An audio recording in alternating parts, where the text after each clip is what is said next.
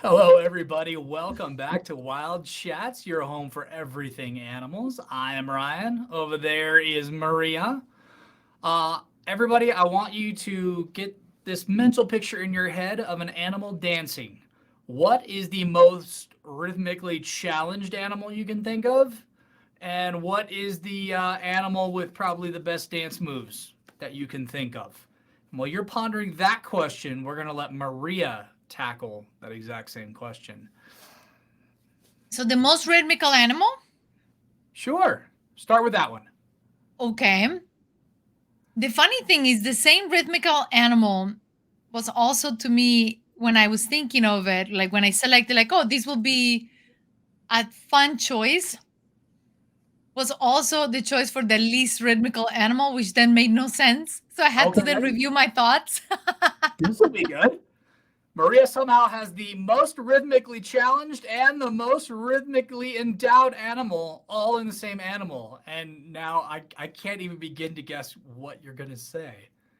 Well, so we've been talking a lot about critters that are alligators and crocodiles. So when you look at some Disney movies, they have the alligators dancing, and then we learn about how they can come out. So I was thinking, wow, they're so strong, they're so capable, they move so beautifully. But then when you take them out of the water, they have to lift their bodies. But then again, if it's a cartoon, they can still dance. So I was having such a dilemma in my mind. And then I went to the Lion King, and I was thinking of all the animals that were dancing when Nala and Gotcha. I remember Nala, and I cannot remember the name Simba? of the king. Simba. Huh? Simba? Simba. Yeah, I remember Nala, but not Simba. Go for Right. it. Right. When I was thinking about that, they were dancing also. So then I started thinking, okay, the clumsiest one, I'm gonna put a flamingo, just because those legs are so long. Okay. And, Okay. and then I came with an otter. Man, you were like otter obsessed the last two episodes. Like you I threw otter into am. the last It's episode because I somehow. just saw one couple of days ago, and I was Okay. just so Okay. enamored by it that now anything I think of is either an octopus or an otter. So some people when they hit a certain age get baby on the brain all the time. Maria just has otter on the brain right now. So if she somehow manages to swing every answer into otter or octopus, we understand why I guess now because it's recent in her memory. Yes, that is Um, true. yeah, I was thinking like unrhythmically. I was almost thinking like slow animals, like I can't see a sloth like cutting a rug on a dance floor. I can't. I don't. What would a sloth dance? But also, I was thinking of real animals. I hadn't quite moved my way into the because in drawings and animation, any animal can dance. Like it does. Anyone's got rhythm at that point. So it's That's not why like my they're mind was so doing. hard. Yeah, not like their articulations of their actual joints are moving the way they're supposed to once you animate them, and then you need them to dance. So, um, So I went well, through my Rolodeck of animals, went through Zootopia, gotcha. dancing Gotcha. animals in Lion King. Okay. All right. So, guys, in the comments below, I do want to hear the most rhythmically challenged and then the animals you think have the most rhythm. This is actually an episode I probably should have saved for like a live stream because this would have been absolutely perfect to have a conversation on with everybody. But for now, guys, until we get a little bit bigger, we are going to do it all in the comments. But, guys, do us a favor, actually. This is a perfect time for this. If you haven't clicked the subscribe button, please do so if you're catching us on YouTube. And if you're listening to a podcast on Spotify, Apple Podcasts, wherever you get your podcast, please follow us and leave us comments. We love to hear what you guys have to say. But the faster we build this community, the sooner we get to live chats, the more fun these conversations are going to be because then we can have them live. Yep, And we might end up that'll be a showing lot of three fun. clips and having a 2 hour conversation. Who knows how that those are going to turn out? But today, I wanted to start with, and just so you guys know, we're not really supposed to use music. So we're going to have dancing animals. You're going to be missing some of the soundtrack, but I still think the effect is still felt as to what's going on in some of these clips. Should I do the punch, punch, punch, punch, punch? Yes, okay, so Maria will be beatboxing through all of the clips now. And we'll see how her improvisational beatbox skills go because she's going to have to pick the proper rhythm. And then the fun question becomes, does she watch the human, if there's both on the clip, or the animal when she's trying to figure out what beatbox she's gonna come up with. So you got a little towel or something on the side in case you get a little out of control with your beatbox and you're not like covering your mouth enough. We don't want the camera to get wet while you're doing this, but all right, so we Do have this. improvisation. Oh gosh, she can sing, she can dance. I don't know if she can beatbox though, so we will not put that pressure on her. So today, it's pretty frequent. Most cities, you see a lot of street performers, musicians, buskers, other people that are playing musical instruments. Every once in a while, the crowd really gets into it. Everybody has a good time. Everybody gets going. Sometimes, though, as with most things in life, you kind of need that one person to kind of start everything off. It's kind of like a live chat until like one person says something and then people jump in and then there's just a ton of people that are like, okay, I just didn't want to be first. Well, this guy had a crowd going, and unfortunately, he could not get the crowd fully into the moment. So one of the friendly neighborhood pigeons decided to start everybody off and get a good dance routine going to this guy playing. And he's basically on beats. I will tell you that much. That is the most adorable thing in the absolute planet. And I love watching the guy play to the pigeon. It's the pigeon dancing that's impressive, but the actual artist playing to the pigeon with that same kind of beat that they've got going together is the amazing part to me. And the guy is having a blast. Like he is having a good time, and so is that pigeon. And I think the synergy of seeing them both having so much fun Yeah, I really gotta is see what it makes again. it so beautiful. I know.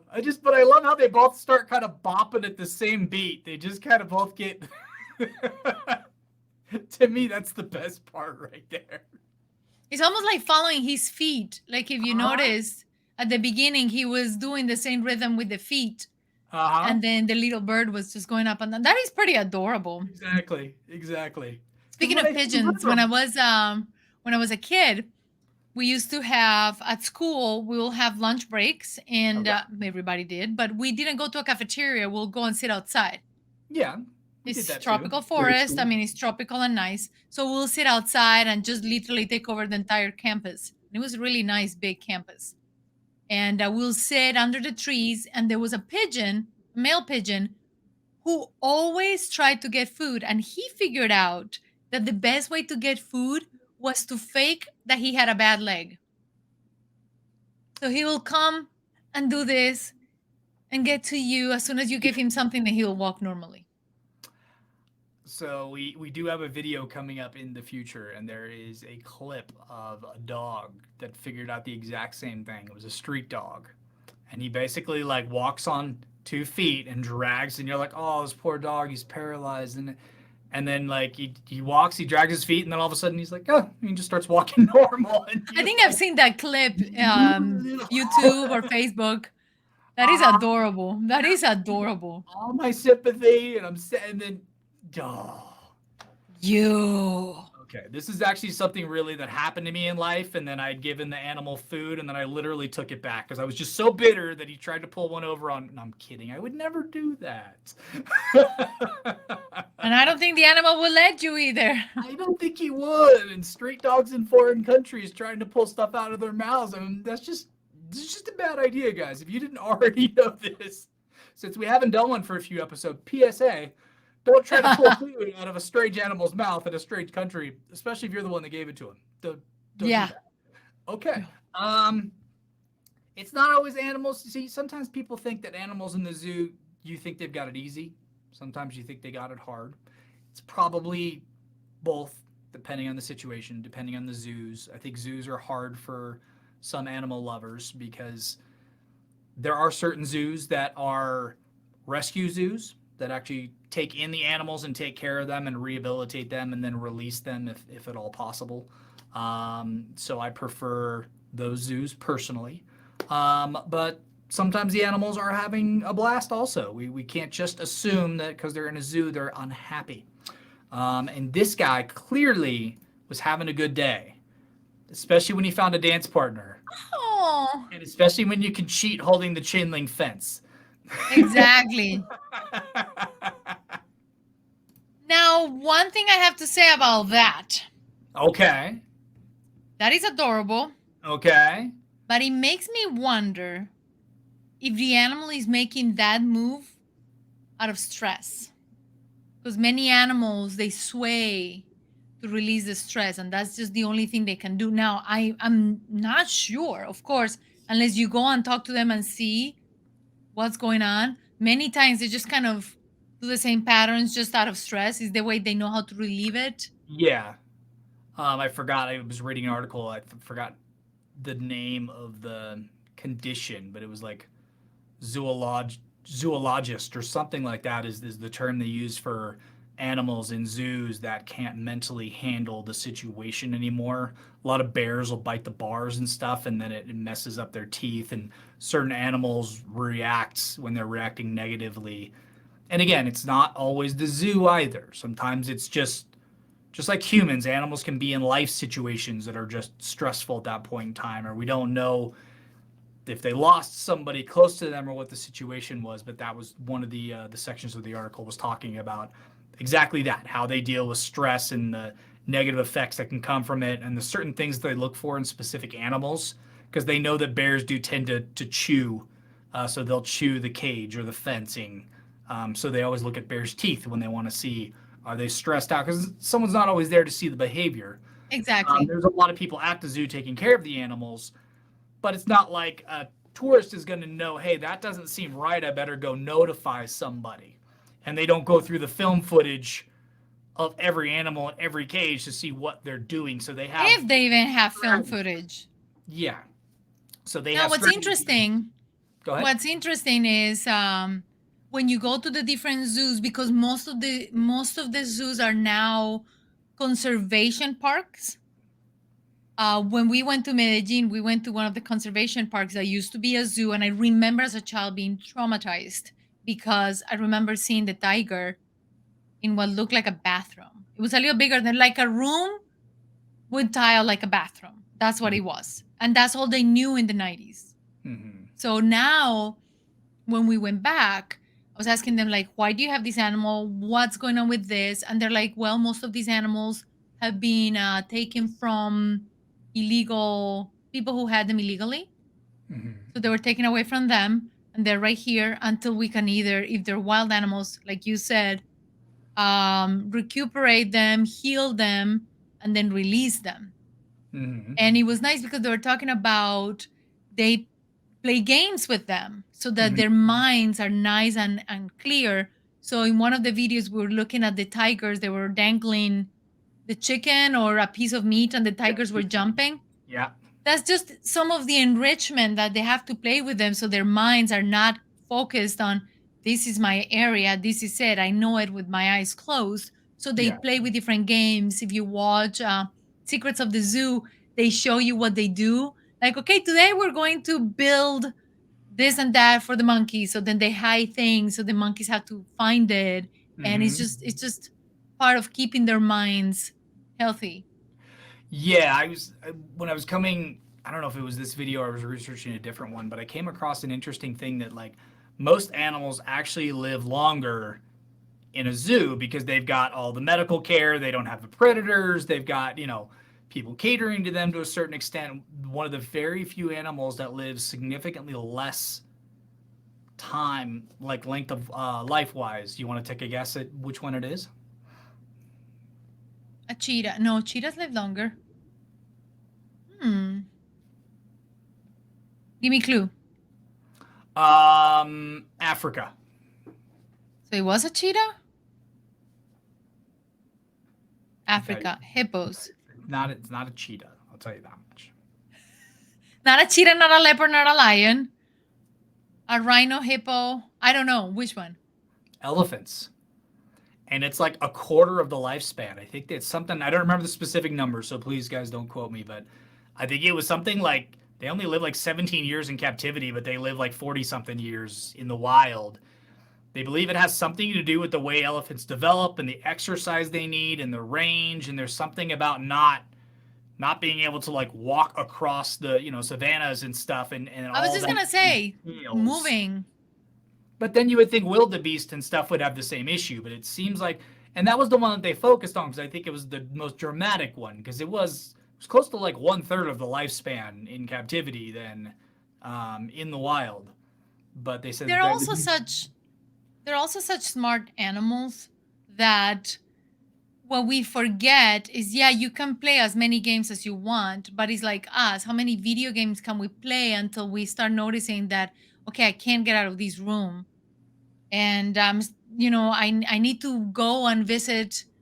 Like, they are such close knit communities, especially if they were taken from the wilderness, the wild, where their mothers taught them how to go to the grandparents' yeah, graves, and where to find food here, and where, but it's just their life is so complex, and they that was travel so much. that was the interesting part of the article, and I'm pretty sure I don't have this flipped, and I hope I don't, but there's a 2% chance I do. But they were saying that animals born in the wild and then brought to captivity live the wild lifespan. So if you take an elephant and you bring it into captivity, it will live to be 40 something. Versus born in captivity, it only lives to like 17. I wonder then why. Yeah. I wonder if that vision and that expansion and that family life is really what gets them I don't set. know. They couldn't. It was one of those like animal mysteries that they can't quite figure out why there's such a massive difference. If anybody out there knows or has any information on the subject, I find it, like I said, there's a 2% chance I got it wrong where if they're born in captivity and they take them to the wild, they live to 40 something, but I don't think it's that way. I'm almost positive it is if they're taken from the wild, even taken young and brought into captivity, they'll live their wild lifespan up to like 40 something years old. So, if you guys have any Well, that information, will be a mystery that will be more interesting than saying if an animal was born in captivity and goes out, lives as long as you know what I mean? yeah. Well, I just think that's what made it so mysterious. Speaking of elephants, Okay. What? elephants. Sorry. I couldn't. My Oh, you're camera right. You can't see. right where your neck. Just so you guys know, so it looks like we're looking at you. Our cameras are right in the middle of our screen, so I can see Maria's like chin to her forehead. So at least I can talk to her, but I can't see her necklace. And if you ever want to wonder why we're doing this during video clips, it's because we can't see a little portion of the screen. So there's And a I little. tried to move the screen, completely move the screen, but then I'm doing this. Yeah. If you guys want to see a show where we talk to the side, I've already shown you what that looks like, so I'm not going to keep doing that. But But this necklace actually came from a tribe in Africa, in Africa. I think it was Kenya. My aunt brought it to me when she went, and the the conservation efforts to try to protect these animals, especially with the tusks, because now there are many who are being born without tusks, mhm. and the impact it has on their health is Yeah, major. that was one of the other interesting things. If you guys haven't heard about that, there's actually elephants being born without tusks now, as and usually when you have like survival modifications, they take place over multiple generations. So it's really shocking to the scientists that over just a few generations, elephants are already like there's something in the genome that they're not growing tusks anymore because they know that that protects them and extends their lifespan because poachers have no interest in them at that point. And that's what they were. The One of the hypotheses was because the genetics of tusks were taken out of the genetic pool really, really fast. Mm-hmm. Everybody with tusks didn't have much of a chance to reproduce enough and continue reproducing for longer time. By the Yeah. time they had their long tusks, boom, they were gone at their prime of their lives. It's not Mm-hmm. like they're gonna cut them when they're this. They want the majestic, and the longer the better, Yeah. unfortunately. And by then is when the male or the females are at the perfect peak of reproduction and leadership. Also, it sounds weird, but all these things that these animals need to live a good life in society, in their society. So, because many of those tusks are being removed that fast, they don't have time to penetrate the pool. So now the recessive, which will be no tusk, is the one that is taking over. Yeah, exactly. So once you get into reproductive years, the only ones that are reproducing are the ones without tusks. So they're the ones that are still Or around. tiny tusks. So, yeah. So It's Yeah. like they're saying that some of our fingers are shrinking or our eyes are getting larger. Like we as humans are also changing, but it's a slower evolution because the effects are, now we're in computers. So now most people are like this. They need a chiropractor instead of walking a lot and being more fit, which is what we used to do in the past. Yeah, exactly. And this is no reflection whatsoever on the information that Maria just gave us. This is not me saying that I think any of that information was doo doo. But our next Dung animal is beetle. the dung beetle. And basically, what they do is they get on top of their balls every so often and they do a 360. And they're so smart that their brains actually take a mental picture of the scenery around them. So basically, they jump on top, they do a surround, they get their 360 photo, and then they're able to travel the way or the direction that's best. And then so every so often they'll hop back on top of the ball, do a little circle dance, check out the scenery, and then move on. And that's basically how they progress as they move their stuff. Make a little dance. Exactly. Move Dung tonight. There you go. There we go. This bear's gonna join you, Maria. You got the same rhythm going. The bear's gonna join you. There you go.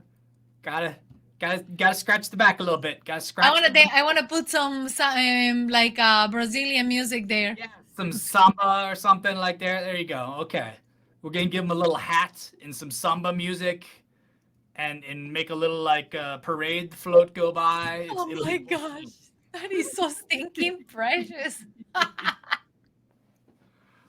Oh. Phoebes, are you gonna dance?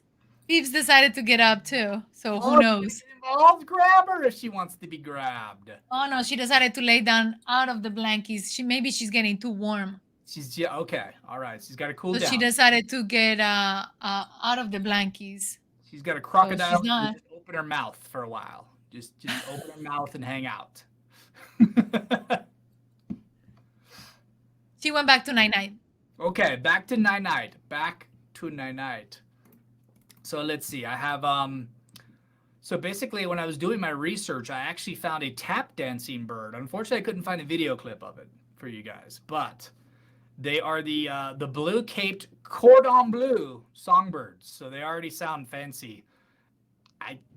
Cordon-Bleu, I had no idea was a name of an animal. So neither did I. That also was surprising to me. So basically, they're saying that they're such good dancers they didn't even know they could dance because they move their feet really, really fast. Have you ever taken a tap dancing class, Maria? Yeah, just once. I stunk at it. Once, one class. Or did you take like several classes? No, I've taken several classes of other styles of dancing. Tap dancing was like one of those, I'll teach you for 10 minutes what you need to do. And I was like, okay, can we go back to salsa, merengue, tango, foxtrot, anything else? Okay. Anybody that's ever done tap dancing will know. I don't think until I did it the first time, I respected how hard it really, really, really is. Because you have to have like not only dexterity, but it's quick dexterity.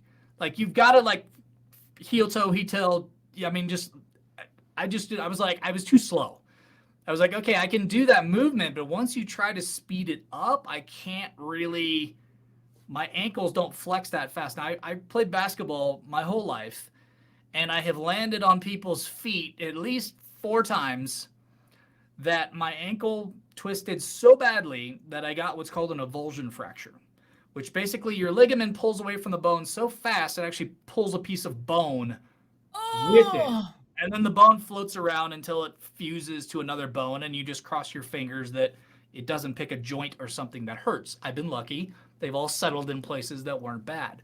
But because of that, I can now walk on the sides of my feet. Hey, whoever's going to need that.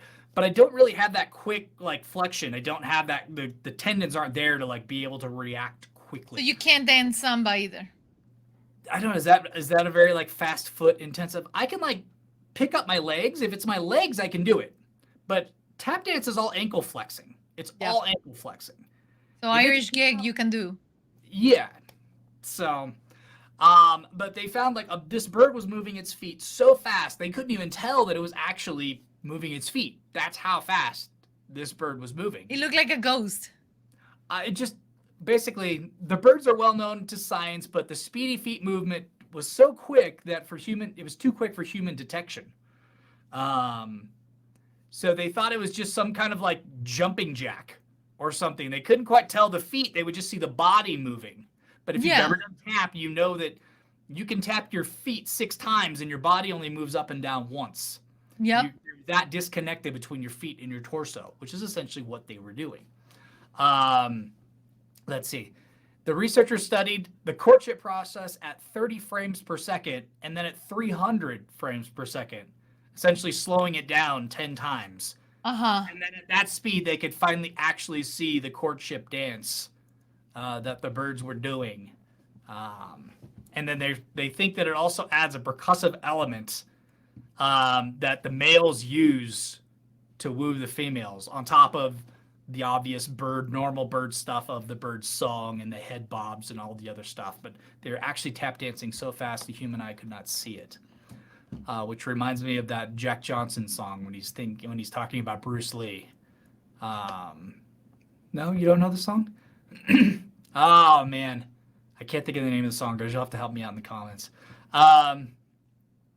He was a film major, Jack Johnson, before he became a musician, and he was talking about Bruce Lee moved so fast they couldn't catch it on camera. They actually had to tell him to slow down. Yes, I heard about that. Yes, his movements were so fast, and Jack Johnson uses that situation as a line in one of his songs. I can't think which one it was, so we'll put it in the People write it down in the social posts on YouTube or Patreon, free section of Patreon. You don't have to pay for anything. That's where everybody gets together and chats about the shows after, and we write down any information we didn't have or pictures we wanted to share that we talked about. So it'll all be over there. And speaking of that, okay. A couple of episodes ago, I mentioned the story of a bird who had wingman or wingbirds to help him with mating. Oh, yes. Yep. Backup It's actually dancers. I was joking. So here we go. We're dancing, backup dancers. All right. backup dancers. It's called a mannequin, and that bird is black, and it's in a free section. It's one of the pictures that I used for a couple of videos ago. Okay. Because we had this conversation, but I knew the story, but I didn't know the name of the bird. So it's a mannequin. And the best part is from Central and South America. Okay. Did we figure out the answer? We were trying to solve, is the one lead bird always the lead bird, or do they rotate the lead bird when they go to new groups of females they're trying to woo? What they're doing is their courtship is very different than everybody else, so they work together. I'll post more info about that. Okay, so it's a group dance, and then like the 3 birds then go for 3 females? Is that kind of how it's like a group thing? No, they go for one, and then they'll keep going and helping each other. It's not a I'm the male and I'm the only one. It's like he's the one. Like a boy band. He's flirting with her. Singer comes in. Yeah. Okay, all right. And the girl can be like, oh, I like this lead singer better than that lead singer. I'm going to go over and catch this performance over here. Probably. What they are saying is not the normal, typical courtship, and they don't have the male rivalry. They help each other. Gotcha. Interesting. Very interesting. Now this next one, please don't be alarmed when you see it. Give it just a little bit of time. I promise it's okay. Just a little bit of time. Okay. Because this crustacean decided that his favorite dance partner in the entire world was going to be one of the tiniest, most adorable puppies I've ever seen. And though it looks aggressive, it is not aggressive, guys. It is okay.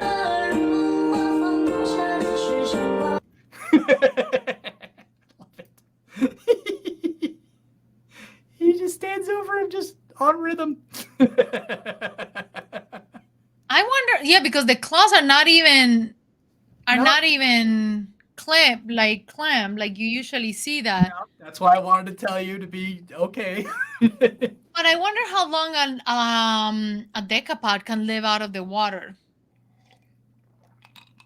I do not know the setup of that scene whatsoever, unfortunately. I just found the clip absolutely adorable. And then once I looked at it again, I'm like, okay, Maria might not take this very well. Where immediately I was like, oh, that is adorable. And like I looked at it again, I'm like, Maria might not take it that way. Hold on, we better. And now I'm questioning, like, okay, how long do they live there? But it looked like he's going to be eaten, or perhaps he was already passed, or whatever. I don't know, but it is.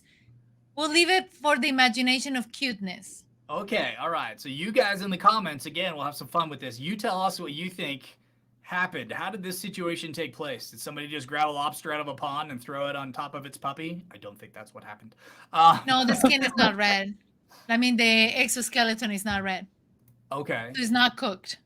No, I didn't. I mean, it's alive. So how could it be? What? I don't know if it's alive. You don't think that the lobster's alive? Oh, now you're really. Well, really you can see the one of the top legs move. Yeah, he moves his little tentacle. Yeah, but I don't know if it was because of gravity. No, because it goes down and then up. This thing's alive. Man, if this Okay. thing's dead, I just wish I would have taken this clip out. But I'm like 99% positive this thing's alive. If it's not, Maria has ruined it for me. No, look at his little tentacles. His tentacles are moving. Yeah, but that, I wonder who's moving that, because that's just not a natural movement. Eye stalks right there. He moves his little front hands by the head, and then you can see below his eye stalks, he's got his little like whiskers moving. Yeah. Yeah, I see that. He's alive. But that part. Maria, he's alive. Don't ruin Okay, it. he's alive. He's alive. He's alive. Don't ruin it for me. I'm sorry. I always worry so much about the animals. It's adorable till right now. Yeah, I just always feel bad for animals like that, because they usually have to be suffocated or thrown into the pot of hot water for them to die and not suffer. So to me, the suffering part is not that you eat or don't eat the animal, is if the animal suffers, that's the worst part. Okay, in Ryan's world, that was a live like crustacean that came from somewhere and buddied up with this dog and then just started dancing. There's nothing nefarious. No one's dying. No one's being eaten. Nothing bad's happening to anybody. You see all these videos of all these unusual friendships, all these like dogs or horses licking cats, or like cats massaging dogs, or these big gigantic animals and these teeny adorable animals, and they're all best friends. That's what was happening there, Maria. Don't ruin it. Please, Maria, take it at that. Please. So dark.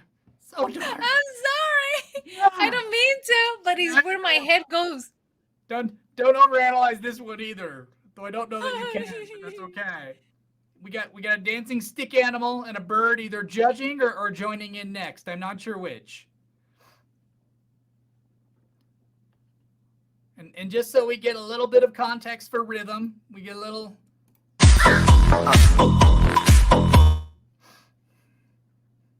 Yeah, that's an interesting way of moving. Because you will think that staying still will probably be the better technique to camouflage. It's clearly out of its element, but it's interesting to see him moving like that. I like the bird just kind of playing to the camera the whole time.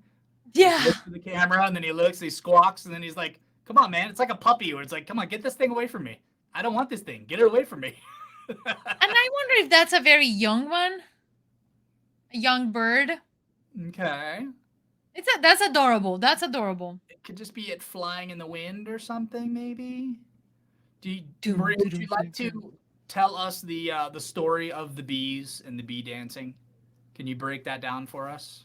Or would you like Be or not to be? No. I thought you did this in one of your videos in a past life on your other channel. About how they communicate, how they dance? Yeah, how they dance to communicate and stuff. Yeah, it's very interesting because they tell each other where things are, like distance, location of things, what's around there, where to go, what to do. And it's all through their movements. And it's very complex movement. To us, they just look like they're flapping their wings, doing like this and just wiggling a little bit. But the whole thing is a very complex communication that they have. And in one of the research they did, they Mhm. noticed that if a bee was not performing, because it is a community based type of work, like they all have to work together. If a bee, somebody gave the bee a little bit of alcohol, like fermented, something fermented, so the bee wasn't performing, working properly, and basically carrying their own weight, so the other bees will actually pull them apart as a So they basically, punishment. yeah, because they were talking about that, how they would come back and do the wrong, like the dances are so intricate. I was reading that they're able to like give directions to something that is like a mile plus away from their actual beehive, and it isn't like fly towards the tree and go straight. It's literally at this tree, hang a right. When you get to this thing, hang a left. Like it's very very It's detailed coordinates. It's almost like instructions. coordinates. Yeah, and I don't know who spent that amount of time, but somebody really did like it's just like translating a regular language. You kind of have to go, okay, if it circles clockwise after it picks up its foot, and I'm not being silly here. I know I'm silly a lot of times, but like if they circle clockwise while picking up a foot, it actually means to like gain elevation and turn right around a tree. And they have a vocabulary that's very specific with all these different movements. I was absolutely amazed when I read up on how sophisticated their vocabulary is, all done through dance. Hmm. And like you said, if somebody comes back and gives the wrong directions, because again, it's a humans came together as tribes because you need each other to help defend or to help hunt and stuff. So if somebody isn't being useful, if somebody's like, hey, the woolly mammoth's over there to the south, and you go to the south and there's no woolly mammoth and it was actually to the north, it's like, all right, well, this guy's absolutely useless.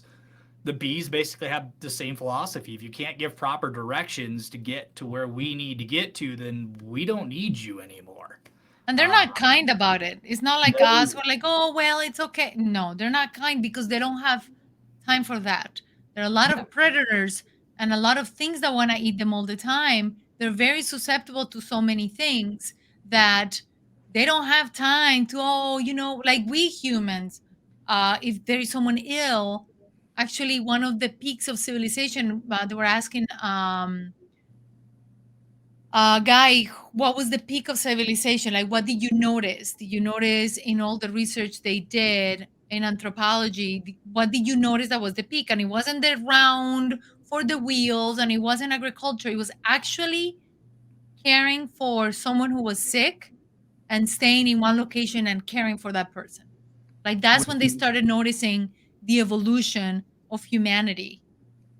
Okay, so I wouldn't necessarily call that the peak because it would be all downhill from there. It would just be the jump off point essentially. That's what I meant. Yes, like Okay. the what I meant by the peak, like now you pass from to actually. Transition. So you're looking for transition, not okay. When somebody says peak, that's kind of you You're could talk about right. the peak of the Roman Empire was basically once they expanded too far, the peak was right before that, and then they could no longer maintain that amount of territory, and it was all downhill from there essentially. So that Thank you. peak. That's what I meant. Okay. Yes. The Okay. beginning of civilization, Gotcha. the crossing points from the past to civilization was the caring for someone who was injured. Gotcha. Okay. So if you're gonna say like peak, like invention, peak like, what would you say thus far is some of like the peak accomplishments of society, Nowadays, that's a little or at complex. any point, or at any point. No, I will say that the best thing they could have figured out was using the wheel for agriculture. Like that was honestly extremely advanced because it wasn't Okay. just only used for agriculture; it was used for moving large pieces, transportation. Honestly, that was like one of those moments where you're like, "Wow!" Before and after. Yeah. And then you're also utilizing animals at that point for yeah. As far as I always hated the phrase "beast of burden." It's not. I don't know. It Yeah, just that's sounds so pretty. demeaning and like you're just torturing the poor animal when it's really their I pets don't that think that's what do he work. means. It just It's is not not. a kind way of saying it. Yeah, once you call an animal a beast, and then burden is I just can't think of a positive spin that I've ever heard put on the word burden, where it's like Some words could be Yeah, like but negative. burden is caring for something heavy. It wasn't meant to be a pain or sorrow. Burden Yeah. meant something that is really hard. I cannot carry. Therefore, this beast equal animal, and beast is just a general term. It became like Beauty and the Beast. So, Yeah. like for example, I tell Pepita Beastie. I call her Beastie. Yeah, as an animal. Well, I mean, it works so much better if you're doing it in Spanish, just because you always have that phrase, "Oh, the weight." Like I don't. To me, the first times I was here, like, "Oh, que pesar," like the fact that they use weight as trouble or it's like a physical weight. It could be an emotional weight. It could be a It's almost character burden. weight. Yeah, exactly. It's burden, weight, and burden. Basically, in Spanish, it still carries, but in English, we've kind of evolved the phrase to just Literally carries. yes. Now it just means a pain in the butt if you're doing it in English. It's like you're a burden on society. You're a burden on your parents. You're a burden to yeah. It's When in not. reality, it's just a heavy weight. That person became a heavy weight for society. The animal is carrying a heavy weight, therefore easing our suffering, basically. So I don't know if Exactly. beast of burden really is a bad thing. It's just that nowadays with our application, there are better ways to say it. But Yeah, just the language evolves so certain. There's so many other phrases that just don't mean anywhere near what they used to mean. Because originally this phrase meant this, and now it means this, and I don't know. I like that etymology of stuff of really kind of getting the history of certain words and phrases and where things came from, and is always really interesting to me. If you guys have any fun history of words, or if you can think of words that have changed from the past, and a lot of times they change multiple times. Like if you look at a word that Shakespeare invented so many words, I yes, forget. I was just gonna say something about him.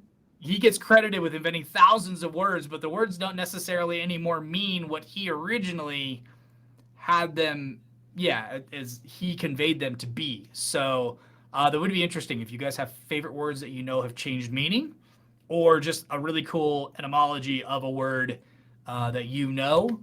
Drop those in the comments below. I think that'll be a fun discussion. It's a little off animal topic, but I think that'll be fun. And then It's a burden we're willing to carry. you can always spin it back to animals if you want to. There's always a way to make a word applicable. So I have one more clip left, and I'm debating if I should show it or not. Because without the music, I don't know if it's quite as impressive as it is with the music. I'm gonna play like a 2-second snippet, like twice, and hopefully you guys can get the rhythm. Because whoever did this with their animal, I just needs a ton of credit, and I wish I could give them credit because it's really cool to watch. But without the music, it loses something. So that's why I put it at the end, and I was iffy about showing it. But hopefully you guys enjoy it, and if you've seen it before, then that's cool too.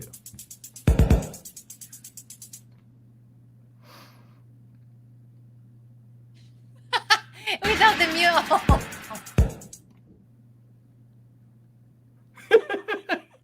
It's just a totally different experience.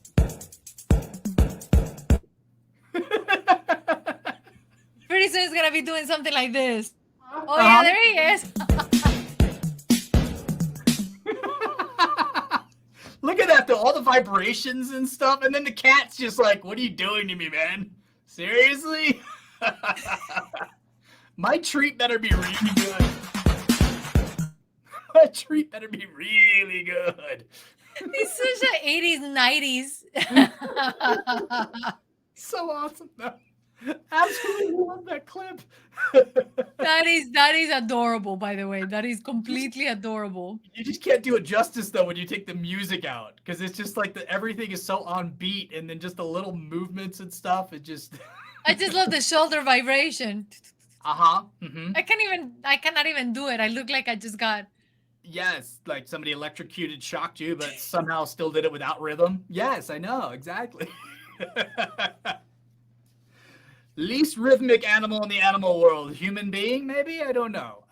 Well, the thing is, again, it's very hard to decide that, going back to the beginning, because what is rhythmic could be may also be unperceivable to us in the sense of why, what rhythm they're following or not. There was several years ago a clip of crickets. I don't know if you've heard of this. Mm-hmm. So they played the sound of crickets. Just imagine crickets playing. Okay. You can hear the Nobody imagine crickets. that now. The show is not that boring. You're not imagining crickets. Don't listen to Maria. You're not imagining crickets. No, Yes, but tell us a cricket story. Yes. yes, I'm telling you a cricket story, but I want you to imagine what a cricket sounds like. Gotcha. And what Okay. they did is they slowed down the sound, Okay. like the speed in which they produce their noise. And once they slowed it down, it was like 3,000, something ridiculous. Oh my gosh, it sounds so angelic and so beautiful, like a choir of Mm-hmm. like singing choir with their melodies in the background. And oh my goodness, like you cannot imagine how beautiful that is. And there's those aspects too. There's frequencies and stuff we can't hear. So sometimes those get adjusted, or once you slow it down, they fall back into a range that we can hear. That might be part of it too. That'd be interesting. I bet you it is. But I was just so perplexed by the beauty of the things we assume. Oh, they don't have any rhythm, or they're just. But look, if they've been living for like alligators for more than 150,000 years, I mean, outside of mosquitoes, I'm sure crickets have driven enough humans crazy that they probably have knocked a few of us off out of pure insanity. That is one thing I cannot do. If there is a cricket in my vicinity doing its cricket thing while I'm trying to sleep, it is not happening. well, I you'll will, be. And that, by the way, it's not thousand years, millions. yeah, I would be like, I'm searching all over the house to figure out where. And man, those are like the worst. Those are the two things: a cricket when I'm trying to sleep, or something that buzzes in my ear while I'm sleeping. Because then I'm like, okay, where's the mosquito? Where's the? And then you're like looking all over the room, and you're like, good luck trying to Good luck. find. Actually, when I was a child, we went to one of the country farms that one of my uncles had, and I woke up in the middle of the night and a moth had gotten into my ear. Okay. So ever since then, I always sleep like I cover my ears. Like I cannot go to bed without covering my ears or putting a towel or something that will cover my ears and protect me from it because it was just so traumatic. And the sound of the poor animal stuck on my ear trying to flap its way Yeah. out. Yeah. And your reflex is to do this, so you probably killed it. I'm assuming. No, no, my uncle had to pull it out and he was still alive, Oh, still alive when you pull. Oh, okay. Well, hey, which was surprising. there's an upside. Here's an upside. I think my worst vacation story is I was sleeping on a. We were on a houseboat, and there was bunk beds. I don't really understand this because yes, houseboats are boats, but it's not like they're like 6 feet wide. I mean, houseboats are 20 feet wide at a certain point, but the bunk beds were like, I mean, 2.5 feet wide tops. And I'm on the top bunk, and when I go to sleep, I roll. I start on one side, I roll the other side, I roll the other side. I'm on the ground. I'm just like, I'll tie it back to animals. I'm sure all the fish were laughing at me because they probably heard that sound many a times from other humans falling off this 2 foot wide top bunk, and they got a good kick out of it. I appreciate your tying it back to animals. Yes. Yes, that is probably my least favorite holiday fun. I mean, I was climbing some rocks once in the mountains, and I was just having a blast. And I think it was one of my dad's friends or something, was like, "Hey, there might be snakes in there," and I'm like, "You just ruined all my fun." I'm not a big fan of snakes. I'm not like petrified of them or anything like that, but I'm just not a huge fan of snakes. So I'm like, man, I was just having a ball for like the last 15 minutes, and then How old were you? I don't even remember. Where were Probably you? 7 or something. Like nothing. Where were you? I don't remember. We were in the mountains somewhere. It could have been Big Bear or Mammoth or I don't really remember where I exactly. mean, but I'm actually glad he said something because you just don't know what kind of poisonous snakes. Yeah. And it's so easy. You guys probably get this too. Like when you're a kid, because you're small, your perspective is totally different. Like I remember riding down like the killer hill on my skateboard, and like I go by it now, and I'm like, that is not a hill. That's barely a small mound. Yes, yes, I yes. remember the stack of rocks being, like 8 feet high, and I'm climbing all over it. It was probably like 3 feet high tops. And And now you're like, yeah, I love when that happens. Like yeah, houses, like houses in Colombia are really tiny. And I remember going there and be like, wow, my house was so big. yes. Till you go and try to put like a queen bed in a spare bedroom, and you're like, well, now I can't open the door, or I can't open the closet doors from my bed. Yeah, I don't. Yeah, I've been to. There's a lot of places like that in the world. They're just not. The spare rooms are built for children. They're not. They're not built for. Exactly. Yeah. Exactly. Yeah, we take that for granted a lot of times in the United States. Hmm. How expansive our houses are and how many extra rooms we have. I mean, most houses in the world I've seen really are just one social room, whether it's a front room, a TV room, whatever, a kitchen, and the bedrooms. Like it's utility. It's But not going back to houses and okay. animals, Okay. bring it back to animals. Or house I music and the dancing cat. We could go house music and the. Go ahead. Go ahead. So there's so a speaking term of we know. He animals, carries his own house on his back, and what else? That's Maria's. Please shut up now. I'm trying to tell a story face. If you guys haven't seen it before, that was that one. Okay. which after 36 episodes, this is the first time I place my face like that. So Probably. kudos to me. Yeah, to her, not to me, to her. Well, to Okay, go you ahead. for bringing it out. Yes. So talking about houses, it was very interesting because they did a research about scorpions and Okay. how they actually have different floors in their homes when they build their Hmm. burrows basically, and one of them is for cooling down.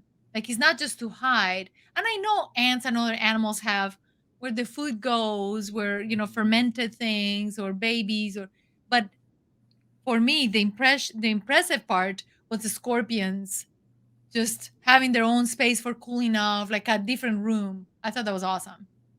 I liked your just you threw in babies. You're like, we've got storage over here and cooling down here, and we throw the babies on this shelf, and then we throw the. They're eggs. They need to go somewhere safe. They're next to the junk pile, and then the trash is the layer below them, and that would be a fun one. Like if a panda bear designed a house, if we had a panda bear architect, what would that house look like? Collapsed. Oh, Complete chaotic collapse. whatever it looked like, it wouldn't look like for very long because it would collapse. They've got bamboo though, man. You can build with bamboo. Like that stuff's Yes, you like can. sturdy. But then they just eat their house and then it would just collapse on them. Is that the theory? Yep. Build the bamboo, eat your house, and then it's like, okay, all right. Thank goodness bamboo grows fast. Yes, and it's very painful if you touch it while still on the ground. If it's green, don't touch bamboo, guys. I've already said this before, but man, it's like prickly and painful.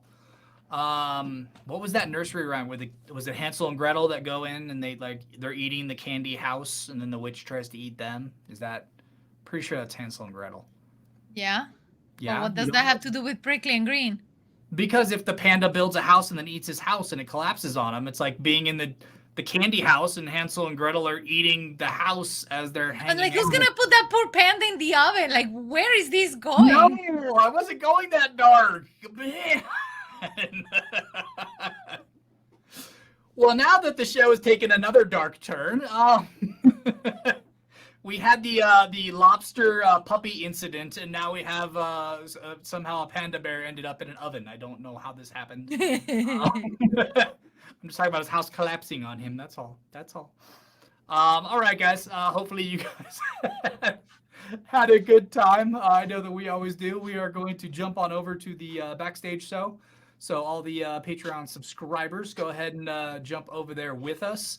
And guys, please do us a favor if you're catching this podcast specifically on Spotify, Apple, Google, wherever you catch your podcasts. Please give us a like, follow us, and leave us comments. We'd love to know. I know sometimes I don't do the best job of describing what's going on in the clips. I'm trying to do a little better, so it works for audio podcasts. And Peeps is also expressing her displeasure with something. So she's going to type something in comments below and let us know her opinion too. Again, guys, thank you so much for joining us, and we will see you next time.